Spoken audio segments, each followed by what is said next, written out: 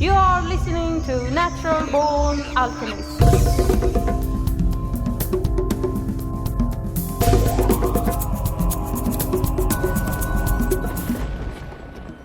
Welcome to episode number 118 of the Natural Born Alchemist podcast. My name is Alex and I'll be your host. In this episode, my guest is Anna Breytenbach. And Anna is a South African-based professional animal communicator. And her goal is to raise awareness and advance the relationships among humans and non-human animals on both the personal and spiritual levels. There is an excellent documentary called Animal Communicator, and it's about Anna's work, and I suggest you check that out. I have a personal animal communicator story, actually, that happened by coincidence, I guess you could say. I was in Gabon in Africa, and where I was staying there was this dog that was extremely sad, and it behaved like it was either in shame or scared or something like that. And I asked the guy who owned the dog what was wrong with it, and he said that it had lost a few puppies not long ago. They died at birth. And so one night when I bumped into this dog walking from the toilet to where I was staying, I stopped and gave it a hug and told it that everything would be fine, everything would be okay, and I, gave comfort to the dog. And the next day, and for the remainder of my stay in Gabon, the dog was a completely different dog. It looked happier. It didn't have his head hanging towards the ground. The head was held high, and it came up to people, and it behaved like a dog should behave. So I think that's what it needed. Somebody to just say that, I understand you're in pain, but everything is going to be okay. So this is my own personal experience of communicating with an animal on a healing level. Although when I did this, I wasn't doing it for that purpose. I realized later that's what I had done. But enough of my rambling. Let's talk to Anna.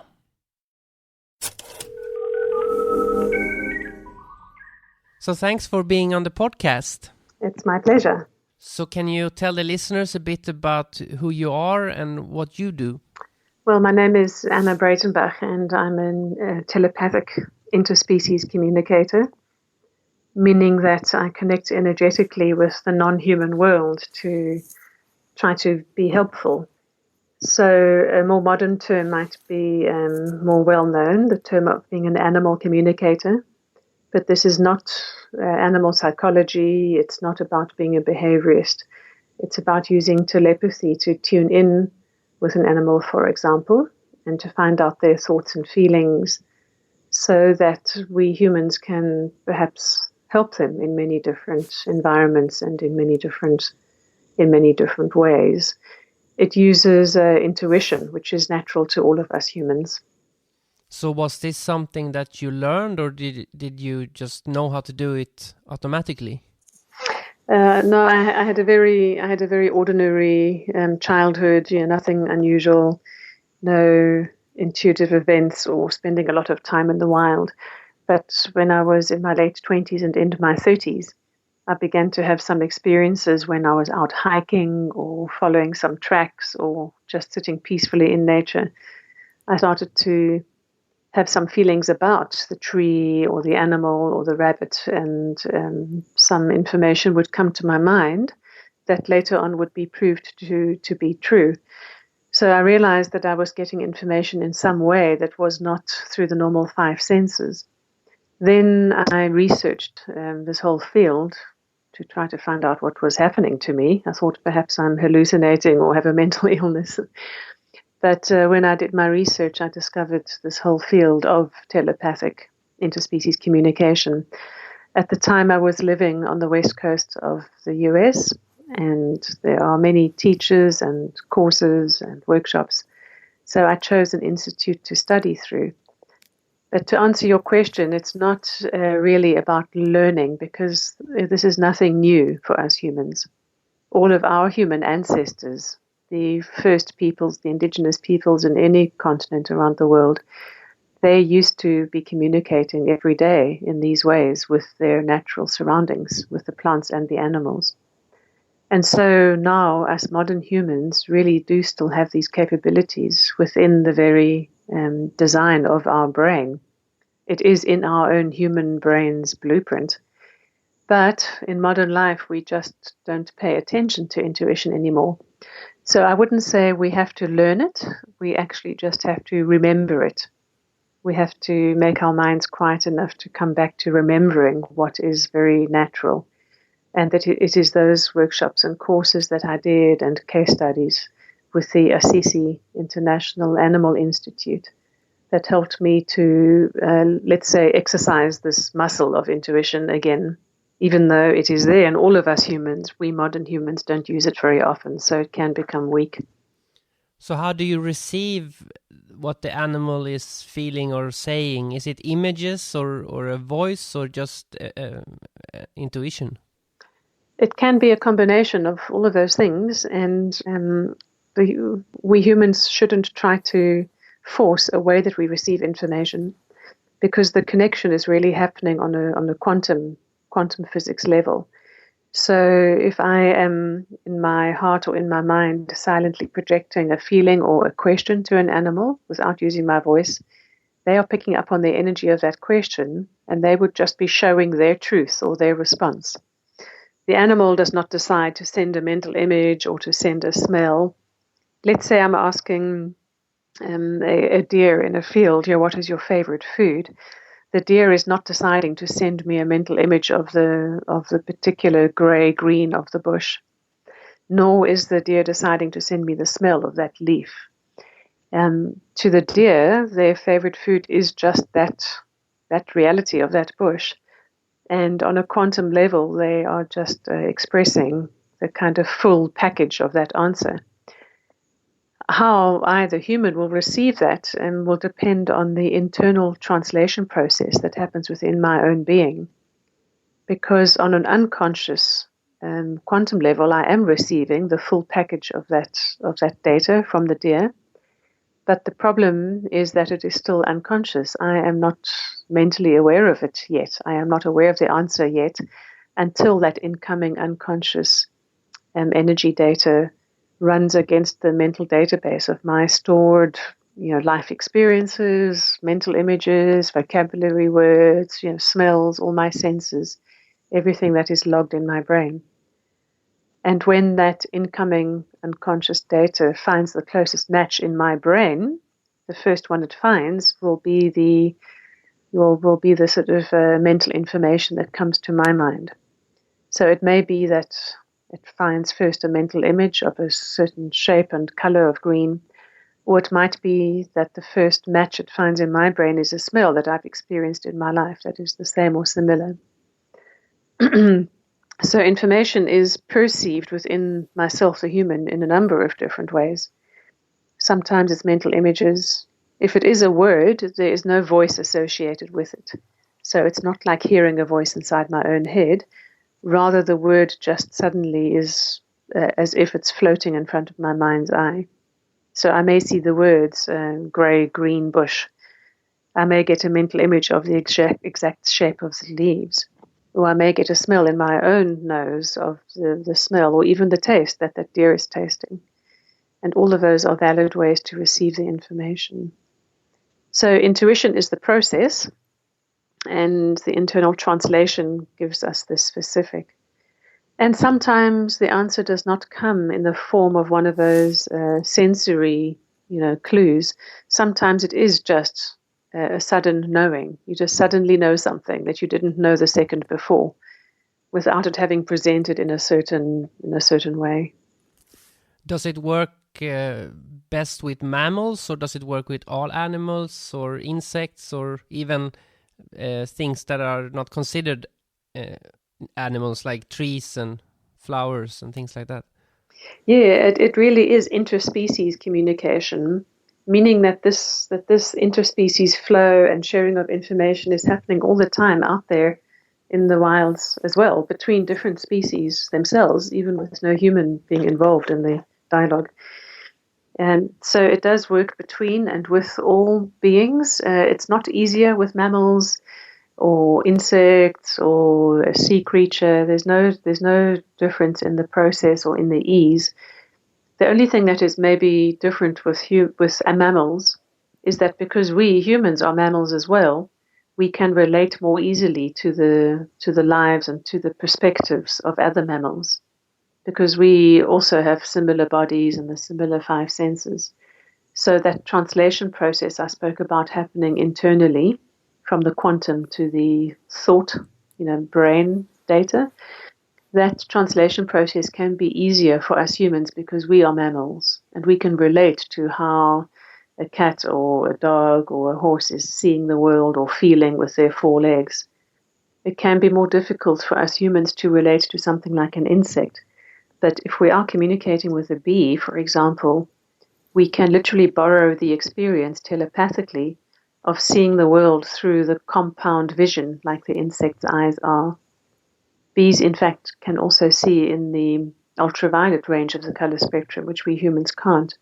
And if we're communicating with a bee about how it sees a flower, we temporarily borrow that perspective and that way of seeing of the bee, which is pretty cool. So it makes no difference the size of the animal either. And there's no less energetic intelligence in an ant than an elephant or a horse or a bacterium for that matter. And of course, it works very well with plants also. And perhaps some of your listeners will already know from just tending their own gardens or their own potted plant that one sometimes gets a sense of the plant needing something or lacking something. And when we follow that intuition and give it that food or that water, then the plant thrives. So this form of intuitive connection is practiced a lot, even by gardeners, even if they're not calling it that, even if they're not aware that they're telepathically communicating. Most people have already had telepathic communications with their plants or with their own pets at home. And they may just think it's because they know the animal very well, so it's just based on their mind's knowledge. But truly, in that moment, there is telepathy flowing a lot of the time. Yeah, if I need to pick up my cat to do something like cut its nails, I always think in my head, I'm not going to pick you up, I'm not going to pick you up, and then it doesn't run away. Yeah, we have to cover our thoughts. Yeah, we have to, because they do pick up on our thoughts. If we're just thinking about taking the cat to the vet, they go and hide, One thing I can say about that example you gave is it's very helpful if we are wanting to convey information to an animal. It's very helpful to convey the information in the positive rather than the sort of I'm not going to, or to say to the dog, don't jump up. Because that sort of double negative on a quantum level, it actually, without intending it, we are sort of sending the mental image of picking the cat up or of the dog jumping. So if we're trying to prevent a dog from jumping up and maybe hurting people, a good thing to say to them out loud in your head or just silently is to say, keep all your four feet on the ground, 4 feet on the ground. And you can even back it up by sending a mental image, imagining them having all their feet on the ground. These are ways to help suggest to animals what is desirable, in the case of behavior. I always felt a bit guilty with potted plants because I always felt, are they in a cage or not? Yeah, and it's a wonderful awareness to have, to be in the kinds of relationships that are possible with those beings we share our environments with.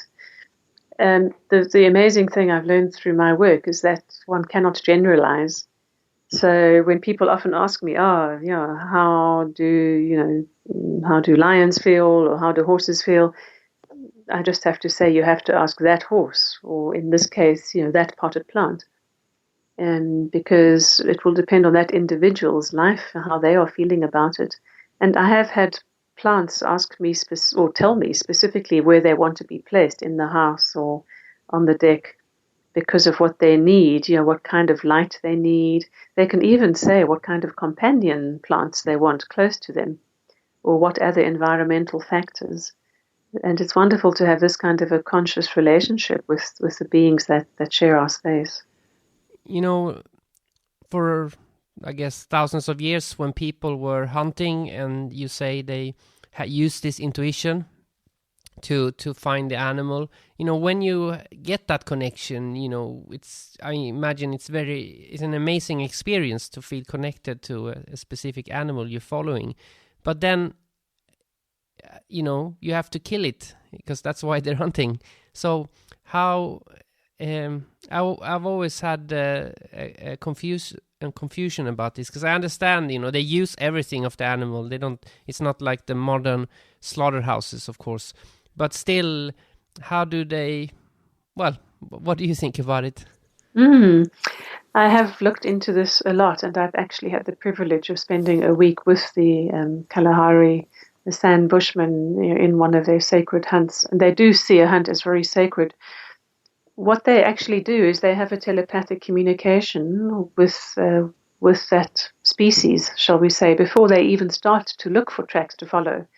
So the night before, they may silently, through a state of prayer or intention and telepathic connection, they would address, as sending as a message from humans, from themselves. They would address the kudu or the deer nation in their minds, and just very humbly, with great reverence, explain their human need. And it would have to be a genuine need, not just a greed. And they explain their need, and they ask if it is right for one of that species to show themselves, if it's the right time for that one to offer its life so that they may live or be well.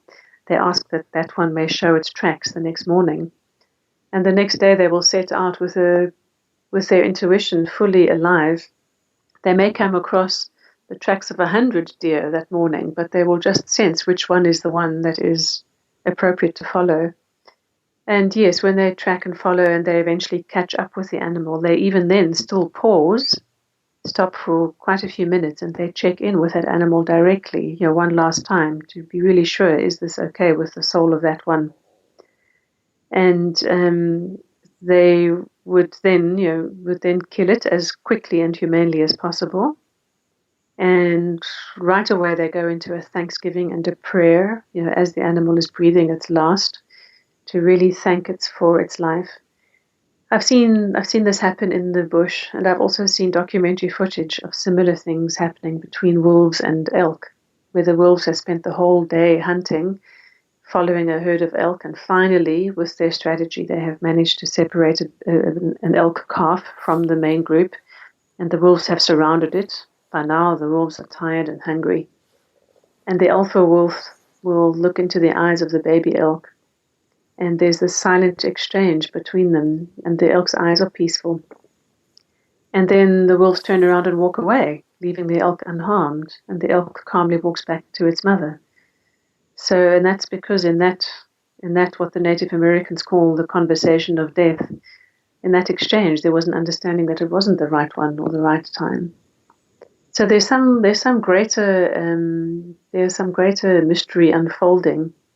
And when the humans are really in their intuition with the appropriate amount of reverence and respect, and not seeing themselves as superior to other life forms, then all the beings are acknowledging their part in the dance of life.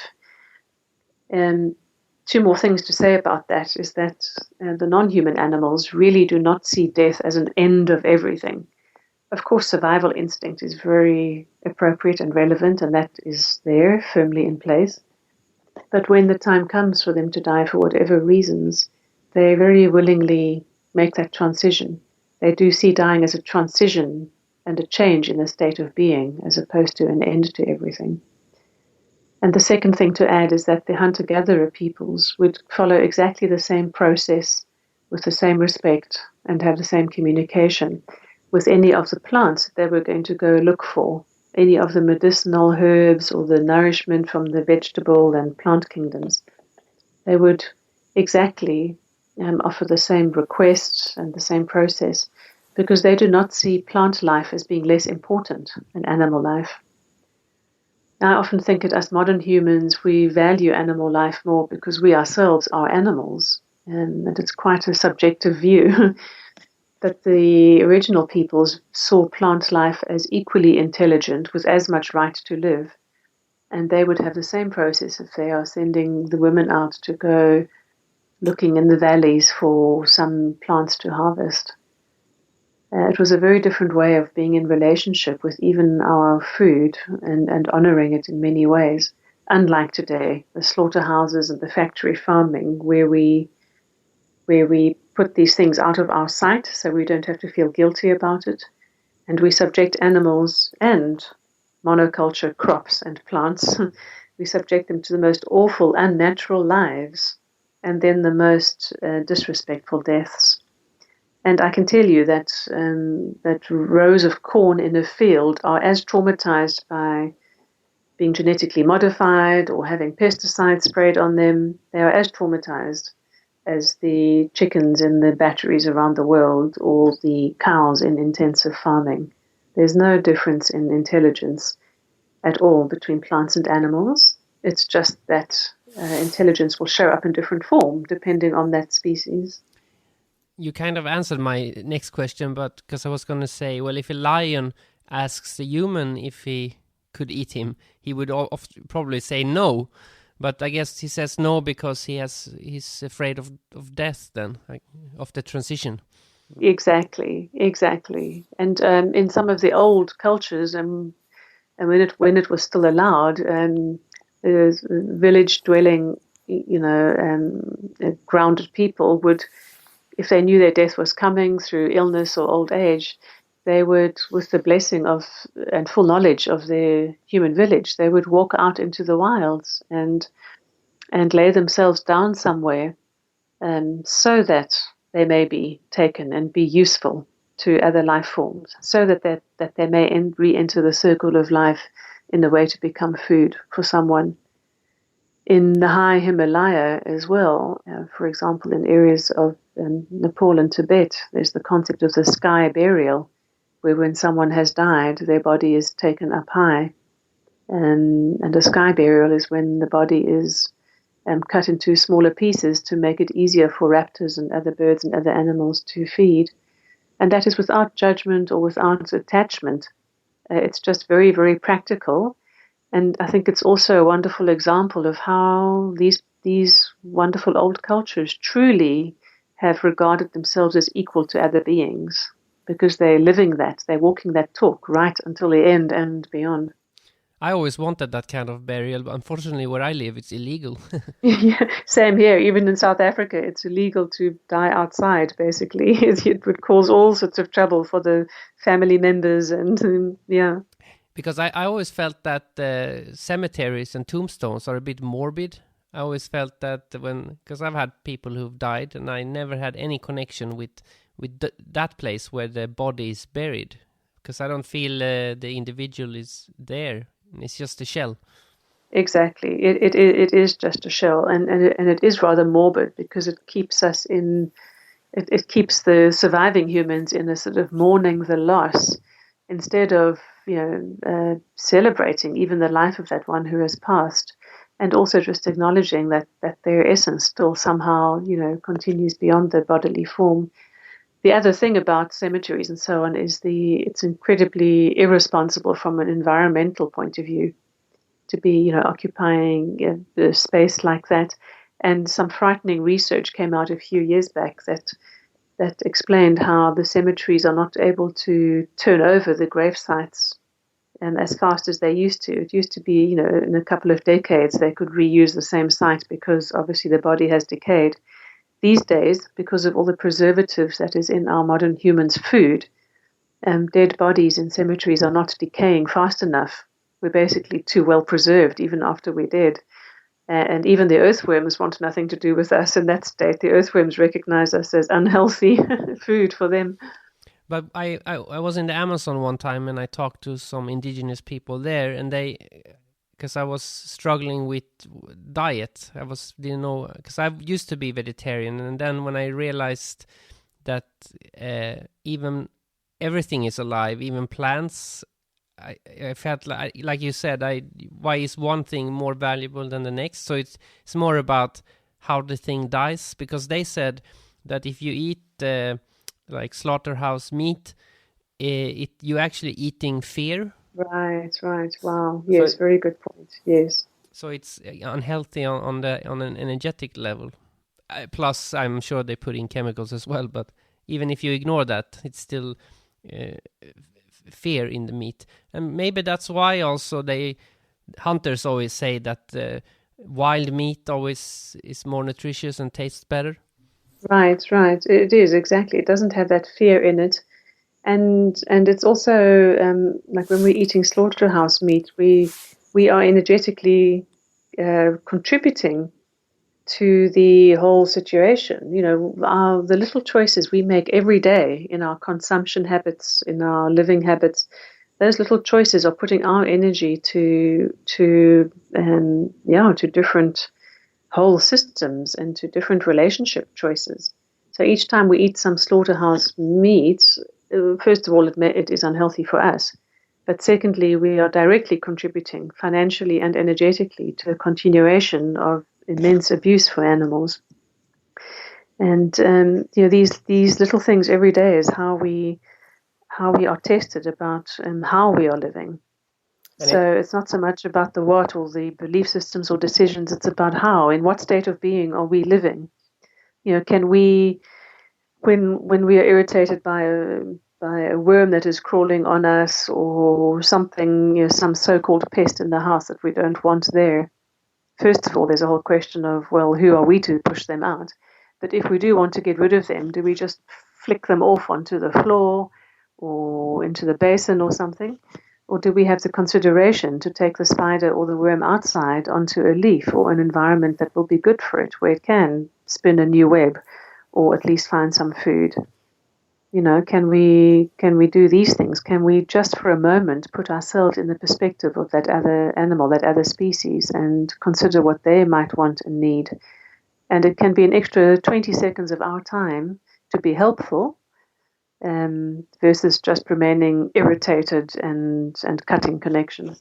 I find the best way with mosquitoes is when I am sleeping in a country where there's mosquitoes and I start hearing a buzzing. I always go, just take what you need and go away, because it's quicker. It's quicker, you know. They just take it and then they leave. Yes, exactly. And I do the same if I'm in a malaria country. Of course, I use preventative measures, but not measures that will kill them. I just put the right creams and so on my skin. But otherwise, with mosquitoes, I actually watch them feed for the same reason. I mean, I have liters and liters of blood. I can spare a few drops.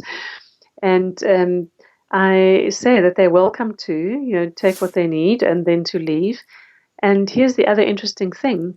When I am in that spirit of it, when I'm in that way of being, and when I'm in that place of, sharing, then I can even ask them to not secrete that stuff that they do to thin the blood, because it's that thing that they secrete from their proboscis that gives us the antihistamine response and can make for the itchy bite afterwards, because our body responds to that anticoagulant they use.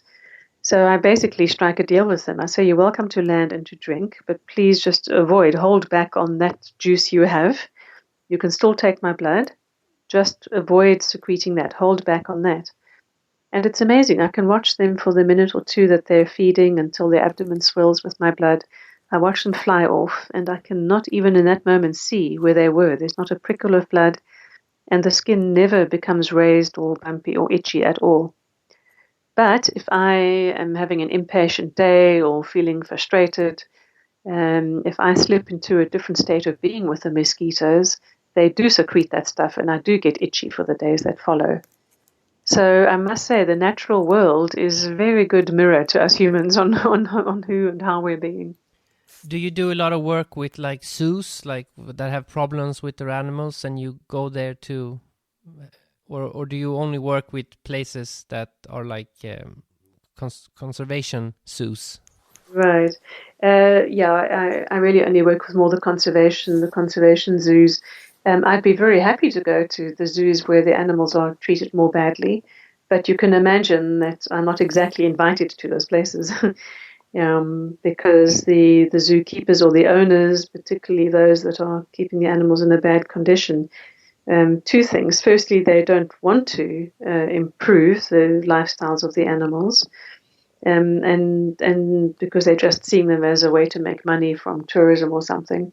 And secondly, most people do not believe in this telepathic communication. They either see it as witchcraft or as some new agey weird stuff that's not real, despite the fact that it has been proved. Telepathy between humans and animals has been proved, particularly by the scientist Rupert Sheldrake. And his website is fantastic. It gives all the experiments. That's Sheldrake, SHELDRAKE.org. But a lot of veterinary surgeons, the majority of veterinary surgeons and zookeepers do not accept that animals have the intelligence to engage in, the world in this way, or that they even feel pain the same way we do. And the people who are using animals will not believe in this form of communication at all. And maybe that is a bit of a shield to protect themselves mentally from ever finding out how the animals are really feeling and really suffering, because that would challenge the worldview of those humans far too much, and it would call for them to make some very significant changes. So I can tell you that 90% of the people who are involved in animals don't believe in this. And I mean everything from breeders, people who intensively breed and produce, puppies for sale, or cats, or in the animal show business, horse trainers, the horse racing world, the farming world, the zoo world. There is no acceptance of animals being fully self-aware, sentient beings. And I think it's a way that those humans are avoiding looking at the issues, because they would have to face what the animals are really feeling and experiencing, which would make it impossible, if they had a conscience, to continue treating them the way they do. Yeah, I have two cats, and the first cat I bought from an older woman, and you could tell when I visited her place that she loved her cats, and they were part of her family, and she sold us one of them. And then we loved the cat so much that we wanted another one for it, a friend, when we were working. So we found another cat at another woman's place, and when I went there, when she gave me it felt like I bought a piece of thing. Like I did not get the same feeling.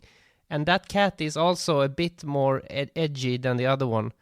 And so I don't regret getting the cat, because it's my family now, but I regret supporting that woman.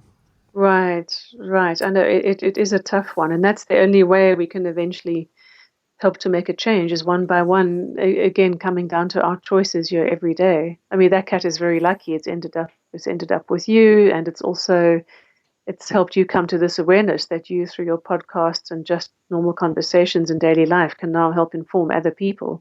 So don't beat yourself up about it. It's all as it's meant to be. And indeed, there's so many shelter animals who are just waiting for a home, particularly the adult animals. Most people want to adopt only a cute young one. And I find that the shelter animals, the rescued animals, are so grateful for a second chance. And they often have the strongest, most adaptable characters and personalities, because they've been through a rough time, because they've maybe been abandoned before, and they have survived all of that. They are the most adaptable, the most loving, the most mature, and pets to have, in my experience. But the people at zoos, they still must be heartless, because I've been to a zoo once when I was younger and didn't have a choice because I don't go normally. And I remember I saw a polar bear, and he was in a very small concrete bunker. And even at that age, I could see that polar bear doesn't want to be there. So these people must know that they're not happy, because polar bears, they need big, large areas to roam, Yes, exactly. I think these people do know on some level, and then they're busy their minds with, other ideas and other things, to avoid feeling that for too long, and to avoid feeling it. If a polar bear or an animal in a zoo has got to that unfortunate place of being really dead on the inside, and is just in despair and has given up hope, and their eyes are dull, or they're doing some sort of repetitive behavior, just weaving or rocking back and forth, then some of those zookeepers say, oh, you see, that animal's just stupid, or it's just bored. They'll say, oh, the animal is just bored, instead of realizing it's really losing its mind. It's had to disassociate from the experience. If an animal is so unhappy that they start self-mutilating, chewing their own paws, chewing their own tails, the zookeepers will think, oh, it's just some physical problem, or, it's amazing the mental justifications they can come up with to shield themselves from the truth. Maybe they'll be reborn as an animal in a zoo. Yes, instant karma, yeah. Is there a particular animal that you just have an extra big connection with, that you just connect with more than any other? I think all the big cat species, and I really don't know why, but from my first dreams I can remember at the age of 2, I was dreaming of lions, and throughout primary school I would seek any opportunity to make any project we were given in any subject. I would make it about the cheetah or the lion or the tiger, to the point I got into trouble with the headmistress, the principal of the school, because no matter what subject, I was finding a way to make it about a big cat. So there's some resonance between me and the big cat species. It doesn't make it any more difficult to communicate with other species at all, but there's definitely a big cat sort of energy that seems to be around me. It's somehow a mysterious realm, but I feel like I'm quite supported by big cat energy. Maybe it's because my own birth sign is a Leo. Maybe that's something to do with it. And maybe I am just more cat-like. We all have different, even energetic personalities or frequencies, and we resonate with different species or different elements even more than others. The one I've always had the most problem feeling connected to is fish. How is it with fish for you? Well, I had a near drowning experience when I was 3 years old, and I didn't know this until a hypnotherapy session as an adult. But I've always been extremely scared of water, and therefore don't know fish. Can't breathe properly when I'm swimming, and so on. And so that whole world of what happens underwater is very, very distant to me. And yet, when I have had the cause to communicate with someone's pet fish, or with some marine biologists having issues with some environments in the fish there, it's been very, very easy. I was delighted a few years back to find an article in the New Scientist magazine that proves scientifically once and for all that fish do feel pain, because that will help people acknowledge them as intelligent. Yeah, very much so. I've actually only fished once when I was a child, and it was very traumatic because when they pulled up the net and all the fish were lying there dying, I felt bad about it. So I started pouring water on it, and then they told me that no, now you're torturing it because they think it's going to go back. But so oh dear, no, it's like you can't win either way. No. But you see, in that wisdom of the being young, in the wisdom of the child, we know and we feel these things, and I'm sure that's exactly what you were feeling. And I can guarantee you that those fish you were pouring water on, that they were very aware telepathically, and they were feeling your helpful intentions. And so because that is an act of compassion, and so behind the action is a compassion and a care that they would have felt and appreciated, even though the outcome was what it was. They would have felt your compassion along the way. And animals in terrible situations or abusive or torturous situations, if just one human can just see them and send them a feeling of witnessing and just unconditional love, they have a better time emotionally. They feel emotionally more at peace, even though their circumstance may not be able to change. They truly take heart from a little bit of compassion and witnessing of who they truly are. So if people listening want to increase this intuition, what techniques can they do to make it better? I would suggest any practice in your life that can help you have a quiet mind is very, very helpful, because all we have to do to engage with our intuition is to shut up the very busy mind. So any practice, yoga, stillness, meditation, any of the movement forms, these things can be very helpful as a background practice to have, because it will make one able to access a quiet space more quickly. To do actual telepathic communication, one just has to simply sit quietly, relax your body, relax your mind, and by simply bringing to mind the one you want to communicate with, that intention thread is built between you. And it can be nice to start with just imagining some general open questions like show me who you are or show me what you need. If you are in the presence of that one, you can close your eyes so that you are not distracted by visual input from your surroundings that your mind will want to try to interpret. It doesn't matter if you're in the presence of the one you're communicating with or not, because this telepathic energy is not affected by distance or obstacles between you. There's a lovely wise elder in this field who is responsible for bringing interspecies telepathy back to the modern world. Her name is Penelope Smith, and her website is the best I've ever seen because of all the downloadable audios and interesting articles and teaching materials and journal submissions, and it's the most robust and wonderful website for anyone who's wanting to explore this journey. She's also written a few books, for everything from beginner to very advanced matters of animal soul purpose and so on. And her website is animaltalk.net. That's animaltalk, all one word, .net. And I can't recommend it highly enough. Use an internet search, use it wisely to find, somebody that resonates with you. My own website is animalspirit.org, O-R-G. And at animalspirit.org, I also have a link to Penelope and some other resources as well. It's totally available to every single human being, so I suggest just reading more about it and starting to practice and play with it at home. It's really that accessible in everyday life. And there's also a lot with you on YouTube, but if you Google your name. Yes, the documentary, The Animal Communicator, that was made has a few snippets up on YouTube. There's also an hour-and-a-half presentation I did explaining it all at Findhorn Foundation in Scotland. That is on YouTube as well. And within a couple of weeks, I'll be also launching more formally my YouTube channel, which is just simply Animal Spirit. And if anyone wants to subscribe to my newsletter, they should go to the animalspirit.org website, subscribe to the free monthly newsletter.